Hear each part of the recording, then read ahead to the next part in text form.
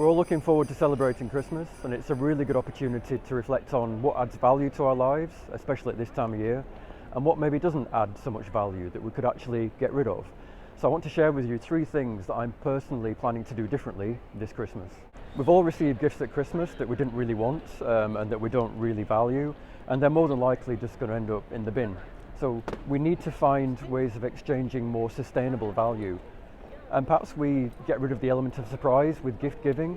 We tell each other what we really want, what we really need, and maybe we don't actually need to exchange physical gifts either.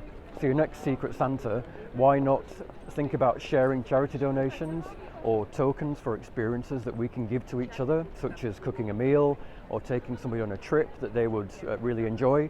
So we don't have to always think about the physical gift underneath the Christmas tree. The second thing I'm thinking about this Christmas is how we decorate our homes. My family, we have a real Christmas tree, and for us it's a really important symbol of this time of year. It's a piece of the natural world that we bring indoors, and the look, the smell, the feel of it is for us really important. It allows us to fortify ourselves for the remainder of the winter ahead. And of course we need to think about a productive second life for the tree, so we're not just chucking it away without any thought. And we decorate the tree with emotional durability in mind.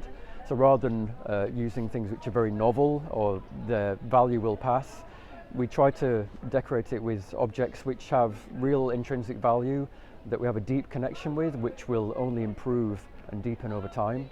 Playing games is another really nice Christmas tradition, and it's a really good way of starting conversations, and in fact starting new conversations. The Good Life Goals have been created to make the United Nations Sustainable Development Goals more accessible and more relatable. And they do that by using really straightforward, clear language and really fun and engaging visuals. We can turn the Good Life Goals into a game. For example, the Eat Better card on the reverse has a number of different actions or prompts to behaviour. Number 3, buy local, seasonal and fairly traded food. So if you were to ask me, what have you done recently that delivers this action? I could say, well, I buy fantastic almond croissants from Olivia's Bakery, which is directly behind me.